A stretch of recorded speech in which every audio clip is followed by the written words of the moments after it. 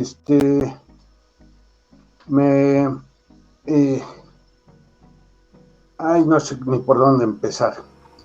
Bueno, hay que empezar por el principio.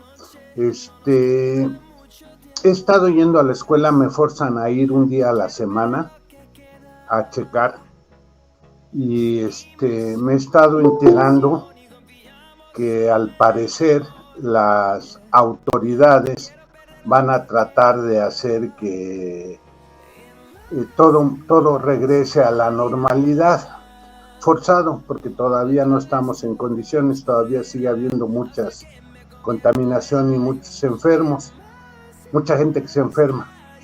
Y no es el problema que se enfermen porque no es tan, dirían, no es tan grave ahorita. Sí, pero si tú ves la cantidad de muertos que hay, bueno, lo que quiero comentarles es, en caso de que regresáramos a la escuela, ustedes ya está dado todo. Si quieren seguir, podríamos hacerlo con clases presenciales, pero eso nos vamos a enterar hasta la semana que entra. O si siguen en clases, ya no van a ser virtuales, pero ustedes ya tienen toda la información, tienen en dónde subir las calificaciones, tienen en forma en qué preguntarme algo, y lo que sería, si es que es presencial, bueno, pues los que puedan o quieran ir a la escuela, pues sería así. Los que no, ya saben exactamente cómo se va a calificar, cuándo se va a calificar, qué es lo que tienen que hacer para pasar el curso y en último caso, cosas del libro. Bueno, ¿alguna pregunta, alguna duda? Profe, yo tengo una duda. No. Este, tengo una Sí. duda con la tarea, profe, Ajá. de los problemas. Sí, dime. Puse las indicaciones de un problema por hoja. Ajá, sí. Entonces, bueno, hay algunos problemas en el que no me llevo una hoja y pues me sobra mucho. O hay unos problemas en los que me llevo más de una hoja. Exacto. Entonces, Ok. no hay problema ahí, si ocupo No, más o menos. sí. Mira, si ocupas menos, la idea es que no me pongan todos como luego a veces la gente lo hace por ahorrar papel o para ahorrar algo, que lo ponen prácticamente en un boleto del metro y lo rellenan hasta ¡pum! Entonces la idea es que sean hojas tamaño carta para que sea más o menos bien escrito, legible. Te llevas menos, bueno, tal vez pudieras poner 2 problemas si es que caben, pero la idea es también igual un poquito de ir teniendo orden, de irte dando espacio, de poder explicar las cosas. Te llevas más de una hoja, te llevas 2, 3, pues ¿qué quieres? El problema no es sencillo. De hecho, te lo voy a comentar ahorita, pero bueno, hay problemas, por ejemplo, el del átomo, se llama el átomo de hidrógeno, y lo resuelve el señor Schrödinger. ¿Por qué el átomo de hidrógeno? Porque si tú ves en la tabla periódica, el primer elemento que tienes en la tabla periódica es el hidrógeno. La masa es la más ligera y se supone que tienes nada más un protón y un electrón. Debe ser el más sencillo. Entonces, yo podría explicar cómo funciona ahí y la respuesta es, inclusive con pura electrostática, puedo hacerlo. Puedo sacar valores que están ahí. Puedo sacar el radio de Bohr, es decir, ese radio que te hablaba, que tiene más o menos 10 a la menos 10 Armstrongs. Entonces yo lo puedo sacar usando ¿cómo se llama? La ecuación, el modelo de Bohr con pura electrostática, pero no puedo explicar más. En cambio, para saber exactamente cuántos electrones están, cómo están, pues necesito la ecuación de Schrödinger. Esa ecuación fue escrita a principios del siglo pasado y bueno, pues vamos a hablar de ella. A ver, preguntas, dudas, ¿qué querías preguntar, Itzel, tú?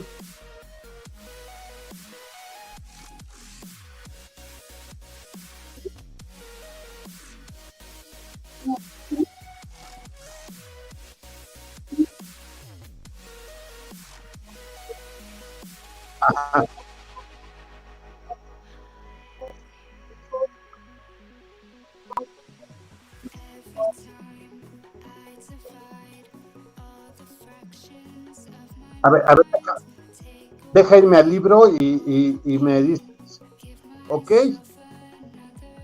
A ver, ponemos la pestaña, ponemos el libro, ahí vamos a compartirlo. A ver, vamos a esperar tantito de que entre el libro. Híjole, ahí está. Ok, se está presentando en la pantalla, listo. Página, a ver, déjame, exactamente el libro. Esta es la página 484, la 63, 62 dices. Ok. Como te darás cuenta, tú con tu maquinita puedes acercar las hojas, puedes alejarlas, puedes hacerlo más claro, más oscuro, más grande o más pequeño. Tal vez no más claro y más oscuro, pero sí más grande o más pequeño y puedes ver las cosas. 475, híjole, es un buen ratito. Pero no importa. A ver. 470. A ver, en lo que llegamos allá, otro compañero, bienvenido. Ok. Entonces, 467, casi al principio. 465. Campo eléctrico, 462. Ajá. A ver, ¿qué decías de esto, compañera?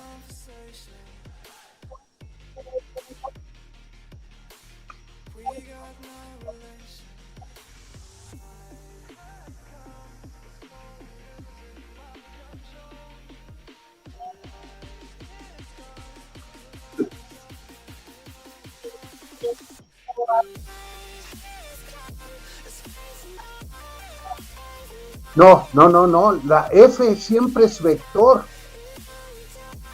Aquí lo que tú tienes que entender, y precisamente por eso les insistía, cuando hablas de campo eléctrico, y aquí es muy importante, hablas de F, fuerzas, esa es la ley. Hablas de Q, cargas, así como de M, masas.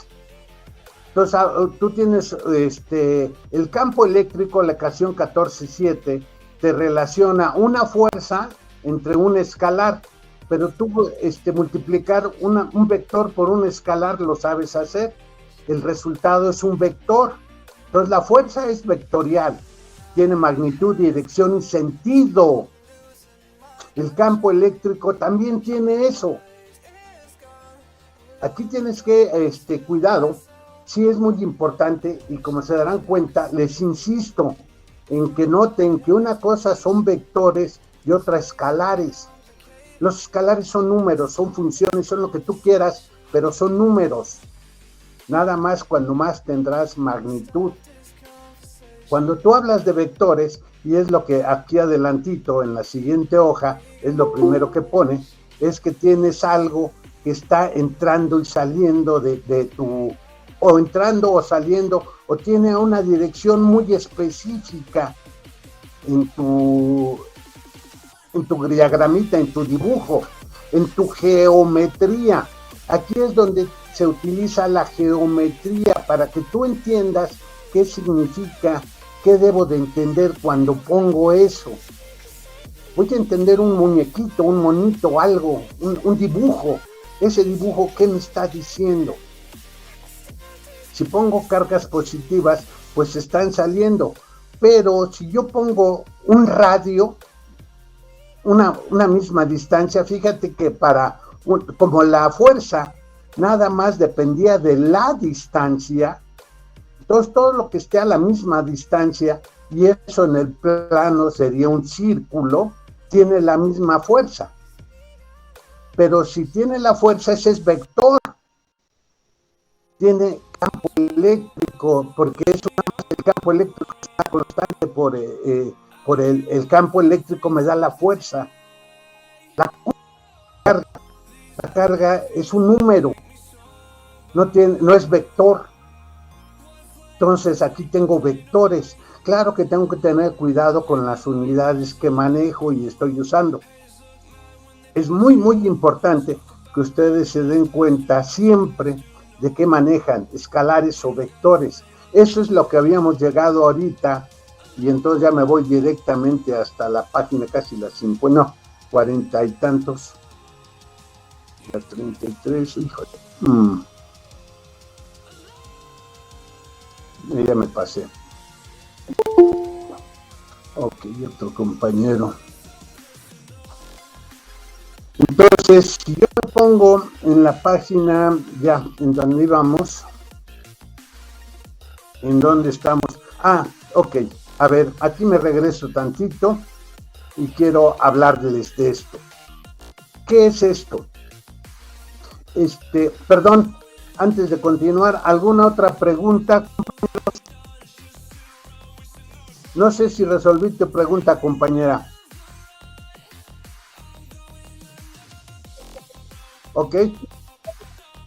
Ok, sí, abusada. Mira, aquí vamos a resolver lo que hace el libro con ejemplos, porque te lo ponen como ejemplo y te sacan muchas fórmulas. Algunas sí te puedes dar cuenta que, por ejemplo, aquí caes y en la figura esta, a través calculando la ecuación 742, oiga, pero no tengo el primer libro para el capítulo 7.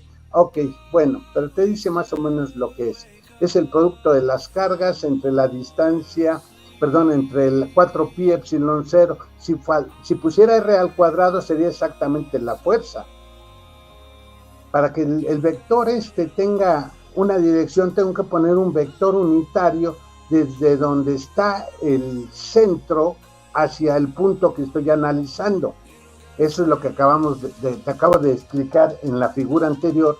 Y si yo tengo el átomo de hidrógeno o un átomo, entonces lo que demostró el señor aquí, que van a poner, y lo que hizo el señor Rutherford, fue darse cuenta que esto era un sistema tipo planetario. Aquí es la órbita del planeta. En este caso, si lo hago para el átomo de hidrógeno, pues sería un electrón dando vueltas alrededor de un protón. Y a eso lo llamo el hidrógeno. Entonces voy a tratar de explicar el átomo de hidrógeno de la forma más sencilla. Fíjate que lo que es aquí constante es el radio. Ah, bueno. Oye, las otras coordenadas, ¿cómo las quito? Ah, bueno, si tú haces esto en 3 dimensiones, lo que vas a tener es un problema muy interesante, porque entonces vas a tener una esfera y tienes que x al cuadrado más y al cuadrado más z al cuadrado van a ser r al cuadrado. Eso es una esfera en 3 dimensiones. Oye, profesor, pero entonces yo tengo 3 ecuaciones, no una, tengo una ecuación con 3 variables. Ok, la ecuación de Schrödinger es una ecuación diferencial y a la hora de que yo pongo las derivadas ahí, pues va a ser una pachanga, exactamente. Pones las ecuaciones y en qué sistema tú resolverías esto más fácil. Y la gente se dio cuenta que si hago una transformación y en vez de usar coordenadas cartesianas, utilizo coordenadas esféricas, voy a hablar de esferas, voy a hablar de como si fuera una pelota. Entonces el protón va a estar en el centro de la pelota y el electrón va a ser como la superficie de esa pelota, dando vueltas ahí. Bueno, si haces eso, pues R sería la distancia, pero la puedo escribir siempre como una magnitud por el seno, por el coseno de bla, bla, bla. Hago mis transformaciones de las ecuaciones.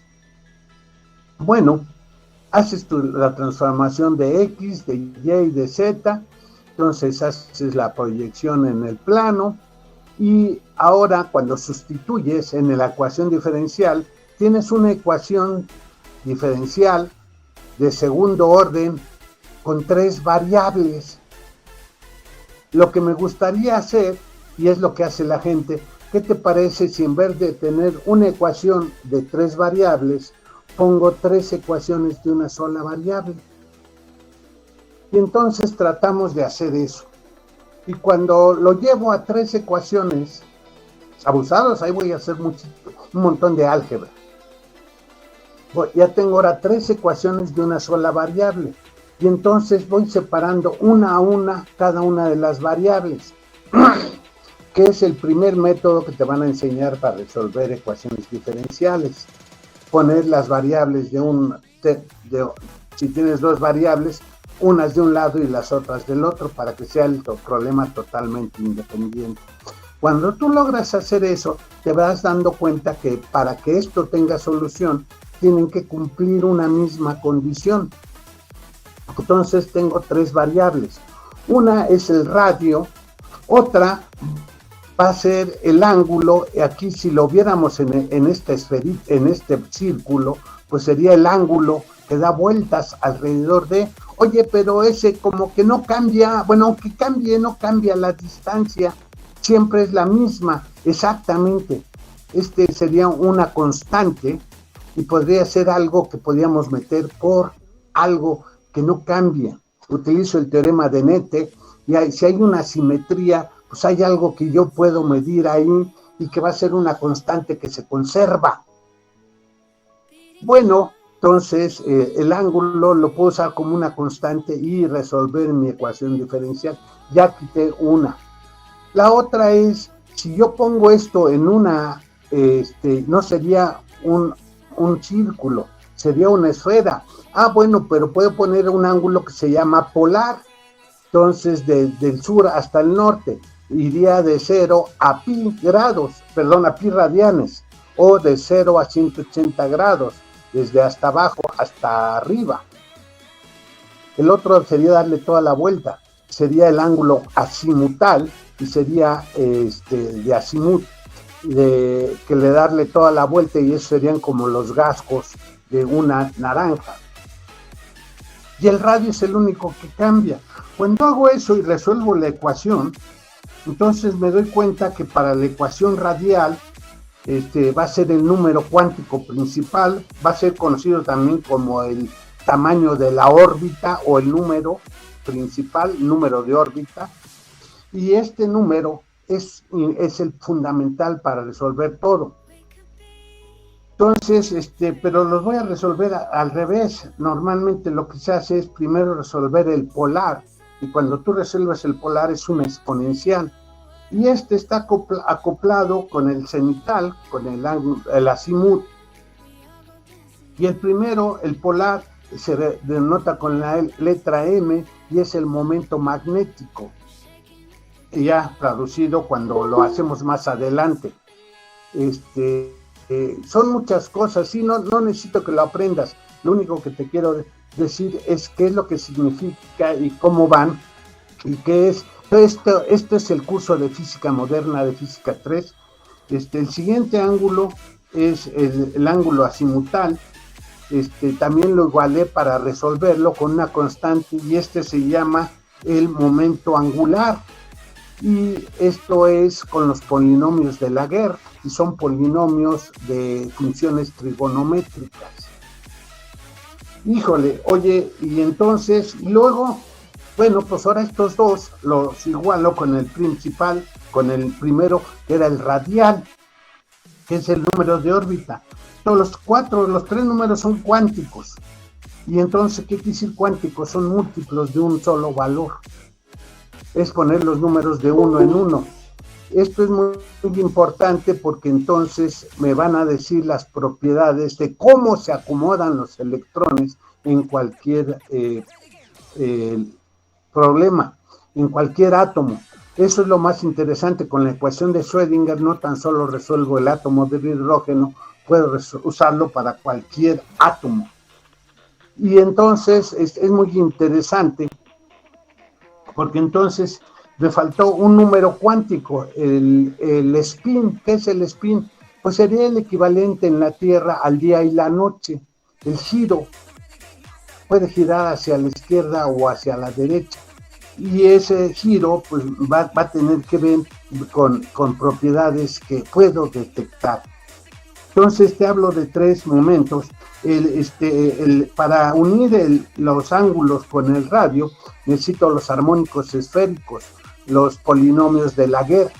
Entonces, cuando termine la solución, pues va a ser una grosería, porque van a ser r elevado a la n por los polinomios de Laguerre, por los polinomios de Lagrange, que dependen del ángulo, por una exponencial, que era la primera solución. Oye, pero entonces, sí, es que entonces hay más de una solución. Yo lo entiendo. Tú lo tienes que entender como si esto, yo lo que te estuviera diciendo es que ahí está la Tierra, el electrón dando vueltas alrededor del Sol y forma una órbita. Si esto gira muy rápido, pues lo verías como algo que está allí. Es cuando pones tú un ventilador, gira muy rápido, no lo ves en ningún lado, pero si tratas de meter el dedo o cualquier cosa, pues te va a lastimar. Es como si estuviera todo eso protegido. Bueno, pues entonces, pues los números cuánticos lo que me está diciendo es el tamaño de la órbita. Curiosamente, si tú después se analizó, y bueno, ya con el tiempo, y resulta que cuando tú hablas de las órbitas, no están en cualquier lugar. Las órbitas de los planetas están a cierta distancia uno de otro y obedecen unos ciertos factores. Oye, entonces podría ser como si fuera un átomo. Sí, pero más que aquí yo tengo el planeta dando vueltas alrededor del Sol. En cambio aquí yo tengo algo muy, muy, muy pequeño dando vueltas alrededor de... Sí, pero cumplen relaciones parecidas. La diferencia es que el planeta, los planetas, el sistema solar, está como si fuera un huevo, en un plano. En cambio, para un electrón, estos son esferas. Entonces tengo que usar armónicos esféricos, por eso. Y ahí es muy interesante la solución. Ok, oye, ¿y a mí para qué me sirve eso? Bueno, este es el curso que vas a ver en el siguiente semestre.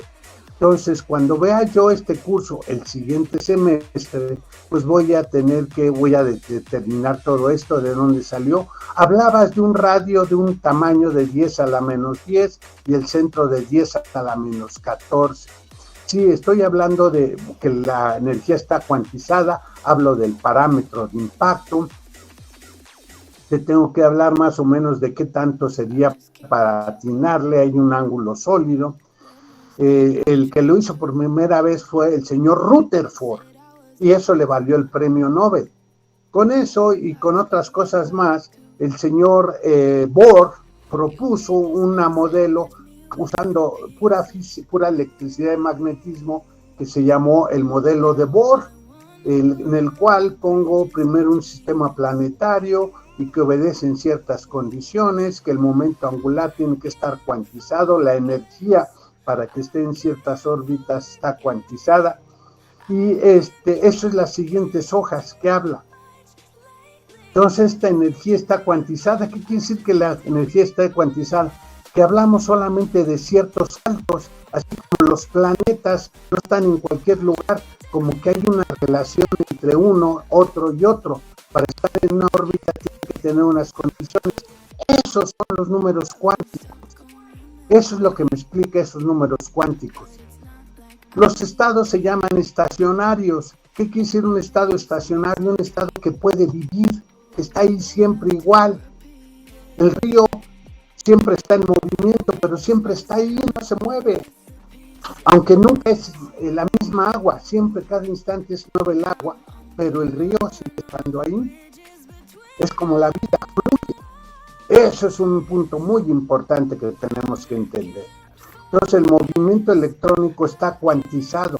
Tenemos que hablar de cuantización de la energía, cuantización del espacio, cuantización de todo, sí. cuantización espacial, cuantización temporal.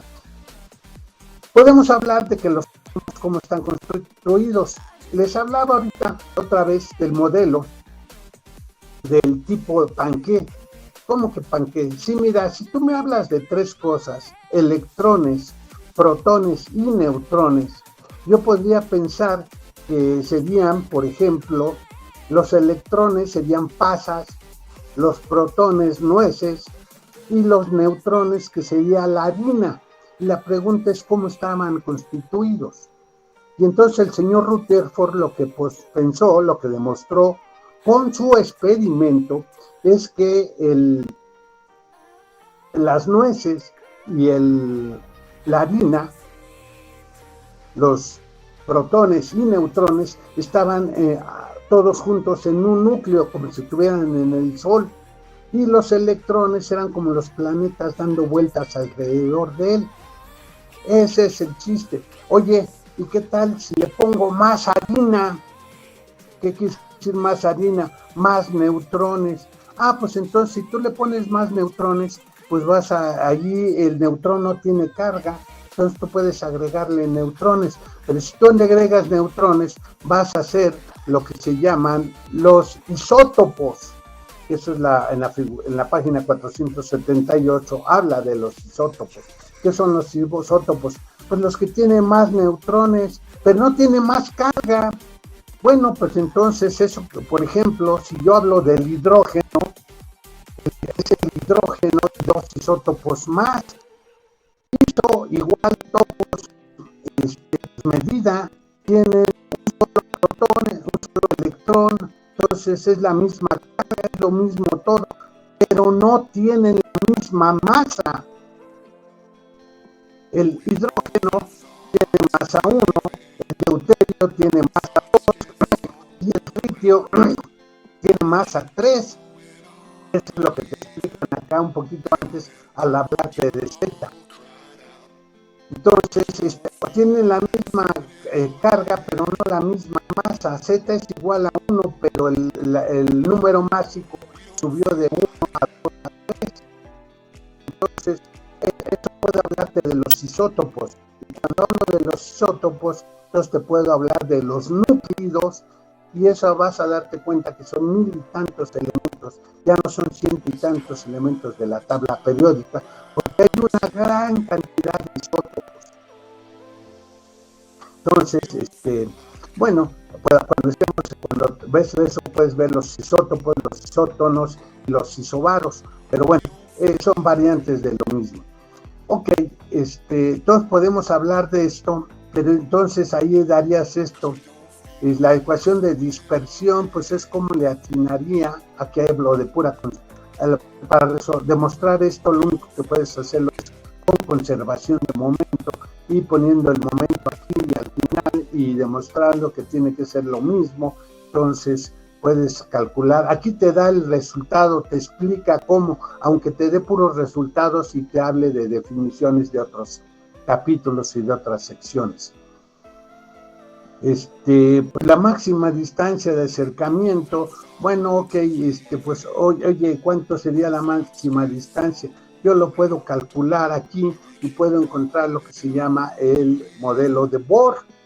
Y entonces cuando hablo del modelo de Bohr, pues vas a ver que caigo otra vez en que la distancia mínima debe de ser del orden de 10 a la menos 10 metros. Pero entonces yo te puedo dar la energía que tiene aquí el modelo de Bohr y lo puedo escribir de dos formas. Una es haciéndolo experimental con el efecto fotoeléctrico.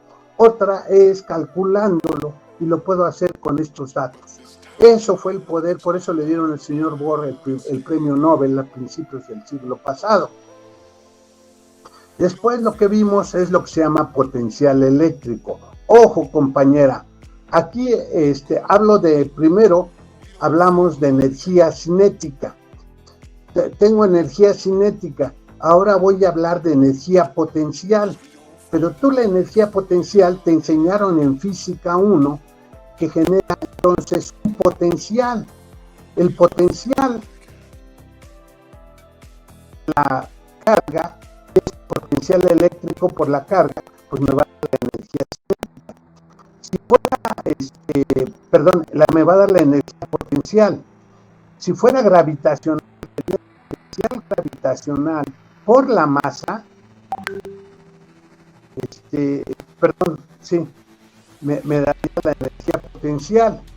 Pero entonces, oye, la energía potencial depende exclusivamente de dónde lo colocas, ¿no? Sí, fíjate, aquí está, de hecho, el potencial eléctrico tienes que estar abusado en qué unidades está. Oye, esto no es, la energía es un escalar, es un número. Si yo divido un número entre otro número, pues ese es un número, el potencial es un escalar. Oye, pero ¿y qué tal si me lo pones como una función? Está bien, puede ser lo que tú quieras, una función, pero es un número, no es vector. Esta B no es vector. El voltaje, el volt, que le estamos llamando, no es vector, es un escalar. Bueno, pero entonces todo lo que me estás diciendo es que el campo eléctrico yo lo puedo escribir como la variación respecto de la posición del voltaje. Exactamente, eso es lo que te enseñaron en física 1. Entonces yo pongo el voltaje y lo puedo derivar respecto de Y, y esta variación sería el campo eléctrico en X. Sí lo puedo hacer respecto de X, de Y y de Z. En general, el campo eléctrico en la dirección S sería menos la variación del potencial respecto de la posición. Y aquí ya te lo hice bien general, tú pones cualquier X, Y, Z o lo que se te ocurra y va a ser eso. Bueno, entonces yo pongo la parcial respecto de X y le pongo aquí un vector unitario en la dirección de X. Pongo un vector unitario en la ecuación 1427 respecto de Y, pero tiene que estar en la dirección de Y. Un vector unitario en la dirección de Z, pues sería, si quieres, I, J, K, o X vector, Y vector, Z vector, o UX, porque es un vector unitario, nada más para que me dé la dirección y el sentido, no para que me dé la magnitud. La magnitud va a ser la variación de B respecto de esto. Esto me va a dar la magnitud. A esto, la suma de la triple parcial, poniendo vectores unitarios, se llama el operador Nabla. Y entonces el campo eléctrico es menos el gradiente del potencial. El gradiente es el operador Nabla aplicado a una función escalar. Puede ser un número, puede ser lo que tú quieras. Si fuera un número, a la hora de ser el gradiente, pues saco la derivada respecto de, y entonces el campo eléctrico sería 0, porque el gradiente de una constante, pues es la derivada de esa constante. Pues no, pues esto va a dar un 0. Tiene que ser una función que cambie, pero no es un vector, es un escalar, es una función escalar. Pero el campo eléctrico, ese sí es vectorial. Ah, bueno, pues entonces, ¿dónde adquiriste la condición de vector? Al aplicar el gradiente. Entonces tengo que saber el operador Nabla. Por eso era importante al principio que te hablé un poquito de cuaternios y de vectores y de todo eso, para que supieras cómo funciona. Ok, entonces tú lo que me estás diciendo es, por ejemplo, si yo agarro masa, agarro una masa y lo pongo dentro de un campo, y entonces esto sería el campo eléctrico, el campo vectorial. Si yo lo multiplico por la variación de la posición, pues esa es la energía potencial o el potencial. Te fijas que aquí, si el campo eléctrico, yo lo puedo poner como vector o lo puedo poner como un escalar. Lo fácil es trabajarlo como un escalar. Si yo lo trabajara como vector, entonces yo tendría que poner el campo eléctrico punto multiplicar dos vectores, el campo eléctrico, el producto interno con el campo posicional. Hablar de la posición podría ser X, Y o Z, o R en general. Entonces, bueno, pues, ¿qué me estás poniendo aquí? Pues lo que te estoy poniendo es lo que vale el potencial. Sería el campo eléctrico punto R. Por eso ya sería un poquito más general. Exactamente. Porque lo puedo hacer para X, para Y y para Z. Y entonces, oye, pero entonces el campo eléctrico sería el campo, el potencial dividido entre la distancia. Ok, ¿quieres que lo pongamos así? Bueno, pues tengo aquí lo que sería la fuerza, la energía, lo podemos escribir de las ecuaciones que ya tenemos, es 1 en 4 pi epsilon 0 Q entre R, pero esto es la variación de B respecto de R. Bueno, pues si tú haces entonces, ¿qué te parece si mando para acá el dr y entonces mando la Q dividiendo? Y entonces, ¿qué es lo que me quedaría? Que el potencial simplemente sería Q entre 4 pi epsilon R. Oye, fíjate que es prácticamente, si tienes tres números que vas a manejar muy fácil. La fuerza de Coulomb, el campo eléctrico y el potencial, y prácticamente todos tienen 1 en 4 pi epsilon 0. Nada más que para la fuerza tienes dos cargas Q por Q entre R al cuadrado. Para el potencial, para el campo eléctrico tienes Q entre R cuadrada y para el potencial tienes Q entre R. Cada uno tiene diferente significado. Eso es lo que quiero que entiendas. Esto es una función de la posición, no es un vector, es un escalar. Aquí R entra como escalar, no como vector. Entonces, aquí no hay vectores, es una variación de posición. R, tenías una posición, lo cambiaste a otra posición, cambió una distancia R, entonces esta distancia pues va a ser la energía potencial que yo gané o yo perdí. Obviamente, si hablas de muchas particulitas, pues lo que vas a tener entonces sería el potencial de la carga con respecto a la carga 1, respecto a la carga 2, respecto a la carga 3. Oye, pero entonces esto es una suma de escalares. Sí, acuérdate, tú desde la primaria sabes sumar números.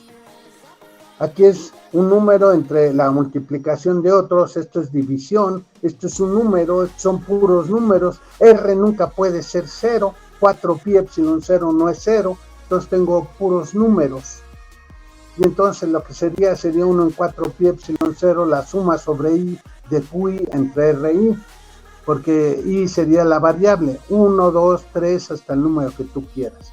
Oye, y si yo tengo muchísimos de estos, tanto que se vuelve un continuo, bueno, en vez de, acuérdate que esta suma, pues una S deformada es la integral, y entonces tú vas a integrar a lo largo de ese espacio, de eso que tú me estás diciendo que tienes ahí. ¿Qué geometría tiene? Pues no sé, pero yo voy a integrar a lo largo de eso la variación de Q respecto de R. R es mi variable. Esto es una función. Entonces, cuando yo hago la integral de una función, no es tan solo un número, y no importara que fuera un número, porque yo siempre puedo integrar inclusive una constante, y sé cuánto vale la integral de la constante. Entonces, sé integrar constantes, sé integrar números, sé integrar lo que tú quieras. Bueno, pues entonces no tienes aquí problemas. Aquí tampoco, pues tú sabías sumar. Ok, entonces podemos hacer juego con estas cosas, podemos hablar de que yo puedo poner potenciales. Estos son los siguientes ejercicios, hablar de potenciales, pero abusados. Recuerden que el potencial es un escalar, una función escalar. El campo eléctrico es una función vectorial, la fuerza es una función vectorial. Al ser vectores es magnitud, dirección y sentido. El modelo de Bohr, bueno, pues ya puedo hablar entonces de cuánto hablar de energías. Pero fíjate que cuando yo hablo de energías, hablo cargas por volts. Hablar de energía potencial, esto haría en joules. Oye, pero entonces yo podría hablar de algo que se utiliza más adelante, que utilizamos, que era lo que se llamaba, puedo hacer un ejercicio que está aquí, esto ya lo habíamos visto, que era lo siguiente, hablar de energía. Yo puedo hablar de energía cinética y energía potencial. La energía cinética es un medio de mv cuadrada.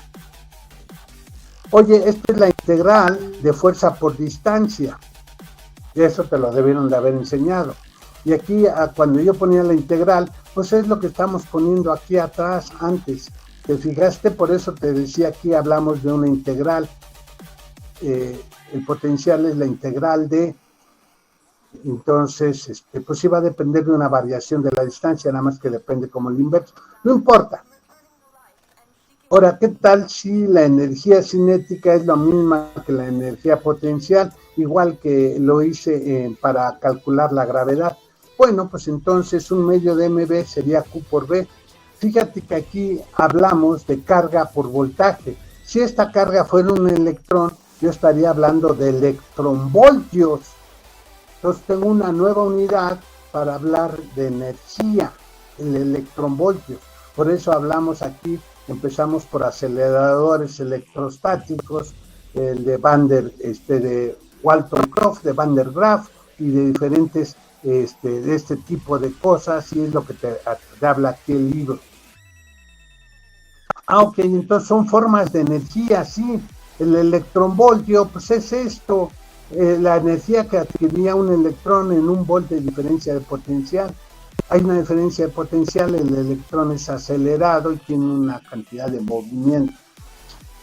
Si yo utilizo, aquí les pido una disculpa, puedo hacer la integral esa que decía de fuerza por distancia, y en vez de obtener, si yo utilizo las ecuaciones de Lorentz en vez de las de Galileo, con Galileo obtengo un medio de mv cuadrada. Si utilizo las de Lorentz, obtengo mc cuadrada al hacer esa integral.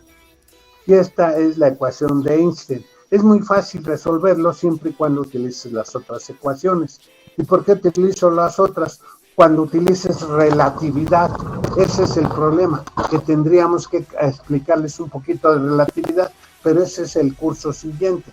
Aquí simplemente te doy la masa, la velocidad de la luz, que es una constante, y entonces en ese caso te puedo demostrar que la masa es una energía, y entonces puedo hablar de tres tipos de energía: energía cinética, energía potencial y energía de masa.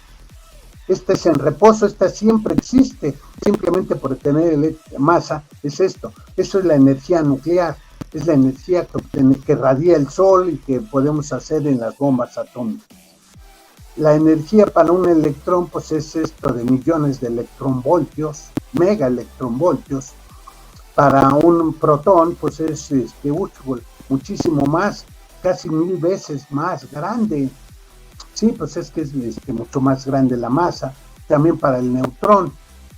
Ok, entonces aquí me ponen estos ejercicios, más que ejemplos, pues es que me están haciendo trampa, me están poniendo cosas que ya no sabía.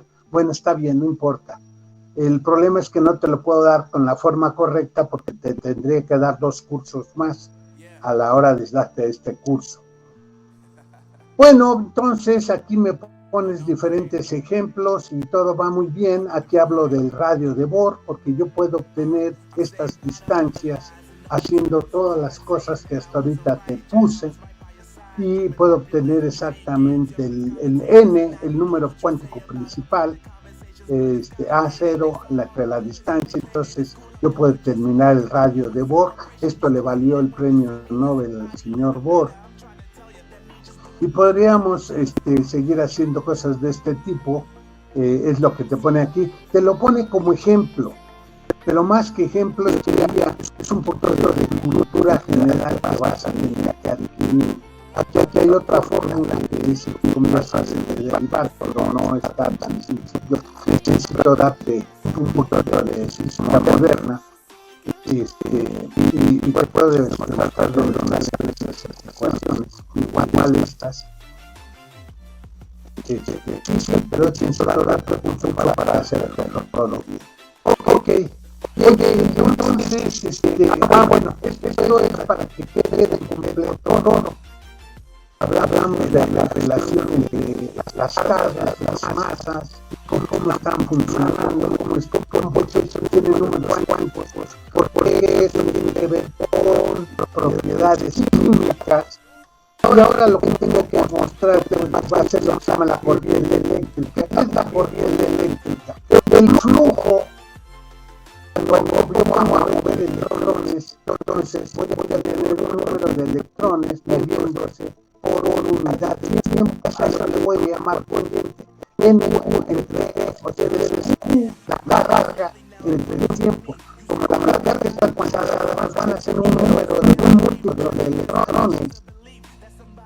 Bueno, pues voy a poner de otro tipo interesante, es que pues, la corriente va a ser, si yo lo pongo ya como debería de ser, pues aquí está, sería UFT, pero si yo lo hago en millésimos, pues es la variación de Q respecto a una variación de tiempo. A esta unidad le vamos a llamar el amper. Va a ser que son cargas entre tiempo, es decir, coulombs por segundos entre segundos o segundos a la -1.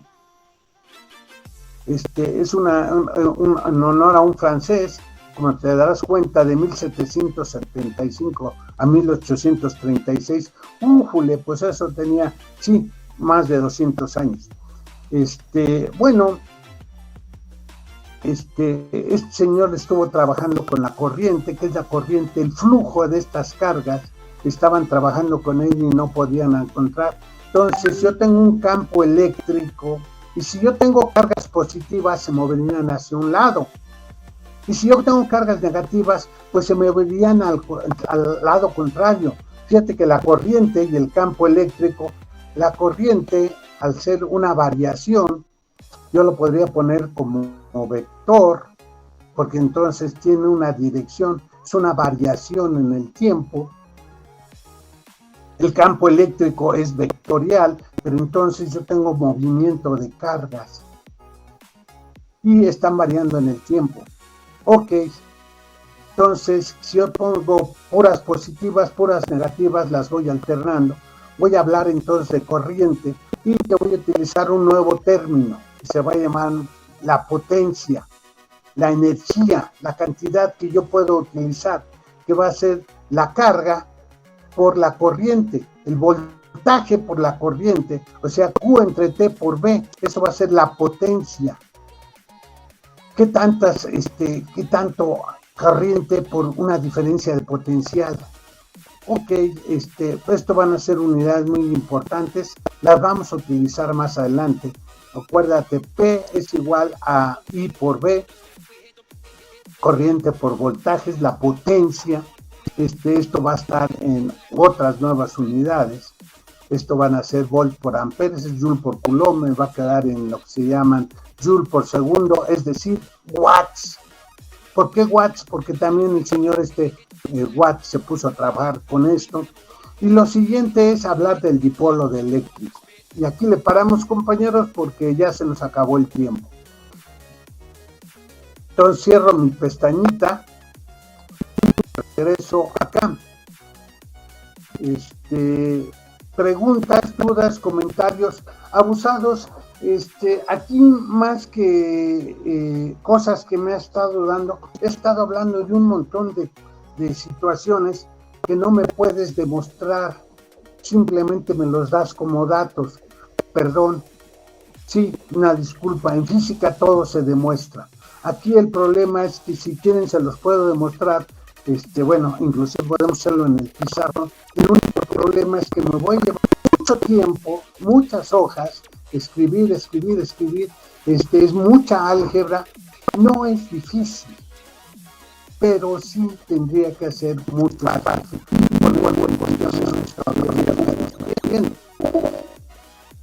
¿Por qué?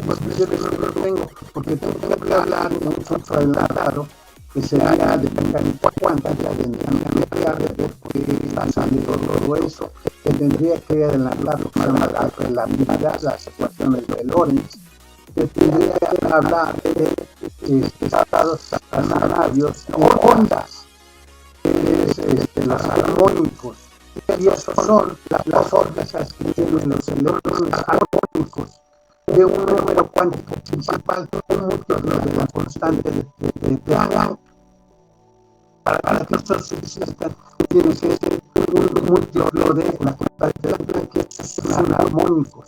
Los armónicos son funciones que tienen la misma cantidad de una onda que cabe en un solo espacio, solamente de la onda principal y los múltiplos son los armónicos de esa onda. Para que pueda vivir, si se vive ahí, si es un estado estacionario. Y cuando los electrones están en el estado estacionario no radian. Si lo mueves, hay una radiación y entonces sacas como meses energía. Por eso teníamos que hablar de energía. Pero todo eso lo puedo explicar y demostrar siempre y cuando tengan nuestros conocimientos. Pero desaparecieron el curso de ondas, entonces no saben qué es interferencia, no saben qué es fracción, no saben propiedades de onda, no saben los modos de vibración de ondas, tienen un chorro de faltas. Lo podría explicar en comillas en forma breve, pero eso sería hacer todo primero, hacerles como una plática muy ilustrativa, pero no con la rigurosidad necesaria. Sí, en este caso me saltaría muchas cosas, pero lo podríamos hacer. Pero para eso necesito hacerlo en el pizarrón y hacerlo en el salón de clase. ¿Por qué? Pues voy a reflejar las cosas, otras las voy a escribir. Y hoy la mayoría pues sería una especie de cultura general. Aquí todos estos, por eso lo traen como ejemplos. Por eso lo escapan como otra cosa, para que ustedes lo tengan como cultura general. Básicamente el capítulo era campo eléctrico, campo eléctrico potencial, que es lo que vamos a ver ahora, corriente. No está fácil, son esas tres, está muy fácil. Sí, por corriente eléctrica y un polo. Es un polo, entonces cargas. Si pongo dos cargas y las dejo quietecitas, las pongo como las clavadas, pero las pongo dentro de algo y la pongo una aquí, la otra acá y hasta no se pueden mover, entonces voy a tener lo que se llama un polo eléctrico. Y el polo es fundamental en muchísimas cosas. Entonces va a ser necesario y útil que aprenda o de un multipolo. Eso son las dos secciones que me faltan para terminar este capítulo. Como se dan cuenta, tal vez sea muy sencillo. Sí, pero entonces, ¿para qué me dices todo eso? Para que veas la naturaleza en toda la materia está hecha con cargas. Y entonces los números cuánticos era muy importante que no que los aprendas, sino que entiendas por toda la naturaleza tiene cargas, porque así es la dicha. Ya lo demostramos, pero necesito un poco más de elementos para poder demostrar todo eso. Eso es hacer un átomo. ¿Cómo lo hacemos? ¿Cómo podemos hacerlo? Ya tenemos la tecnología, de hecho esa es la bomba atómica. Podemos hacer y deshacer la materia, podemos hacer la línea. Yo puedo agarrar, bueno, eso de puedo agarrar, lo puedo hacer más fácil en el salón en 5 minutos, pero la tecnología para hacerlo ya físicamente, eso es lo que ha costado muchas vidas y mucho tiempo. En la Segunda Guerra Mundial, las mujeres pobrecitas eran las que hicieron los materiales radioactivos.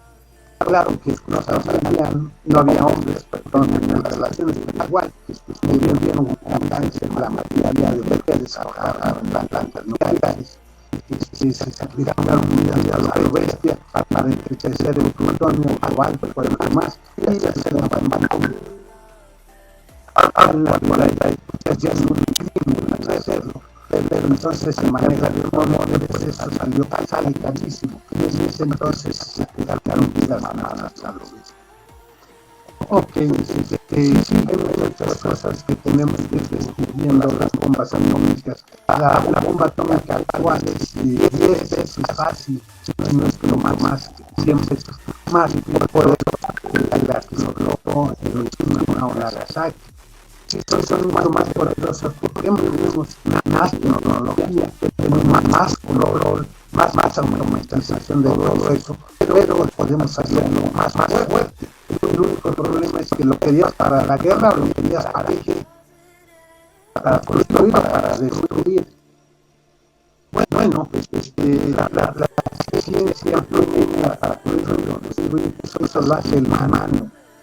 Entonces, el chiste de eso es que lo pueden utilizar para muchas cosas positivas, para salud, para cortar, para cuidar, para matar cáncer, para quitar, sin necesidad de operarte, te puedo radiar y puedo, claro que lo hago lo tonto, más salgo las buenas y malas. Pero lo hago con cuidado, con la suficiente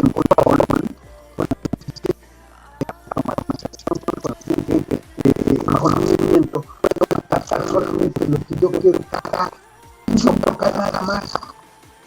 Como dirían, quirúrgico, nada más que lo que estaba en el problema. Yo lo hago exclusivamente muy bien centrado. Y siempre hago como el presidente, con operaciones con más de todo lo que hay por ahí, más bueno, malo y todo lo demás. Es terrible, eso es hacerlo a lo sin saber a veces, sin pensar. Bueno, eso es otra cosa. Y luego, hay hermanos para todo. Preguntas, dudas, comentarios, compañeros, algo que quieran decir. Nada, bueno, pues ya nada más están 3 minutos, en 3 minutos esto se corta. Si no hay dudas, pasen muy buen día, compañeros.